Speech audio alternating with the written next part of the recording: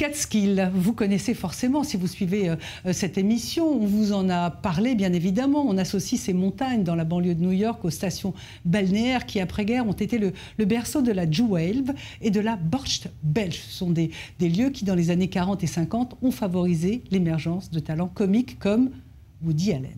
Donc, les Catskills, cela devient maintenant le nom d'un nouveau rendez-vous de l'humour français, le Catskill Comedy Club, un genre de scène ouverte à tous, à ceux qui font rire, à ceux qui ont envie de faire rire.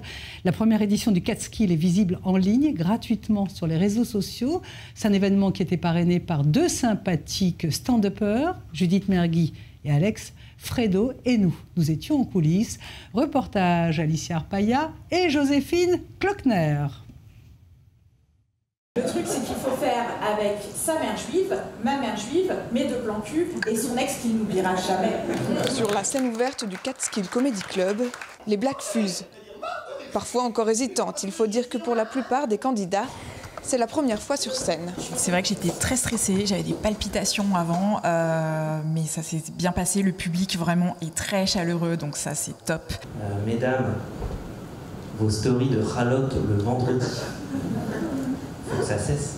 5 minutes pour faire rire, c'est le défi pour les 6 finalistes. Normalement, tu devrais... Avant de monter sur scène, le trac monte, mais on garde le sourire. Totally under control. C'est pas qu'on passe, et moi non plus. Évidemment, ouais, j'appréhende un peu, mais en même temps, franchement, c'est un tel bonheur de remonter sur scène que je suis juste content en fait. Les seules fois, je vous jure que c'est vrai, les seules fois où je comprenais ce que disait Castex, c'est quand je regardais la nana en bas à droite qui parlait en langage des signes. Elle, c'était limpide, super clair. Elle faisait ça toutes les 30 secondes. Les humoristes en herbe peuvent aussi compter sur leur parrain, Alex Fredo, qui les a accompagnés sur la dernière phase de sélection.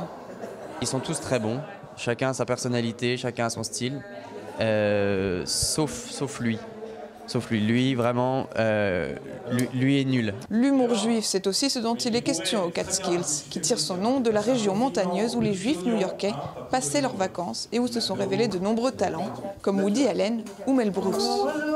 En important le concept en France, Judaïsme en mouvement, initiateur du projet, souhaite montrer une autre facette du judaïsme. On souhaite être un peu représentant de l'ouverture et on souhaite ramener des gens qui sont un peu éloignés du judaïsme, qui se disent je suis peut-être juif, mais enfin être juif c'est vraiment suivre des principes un petit peu périmés. Maintenant on essaye de les attirer vers quelque chose qui est en phase et qu'on vit profondément. L'humour, ça traverse tout.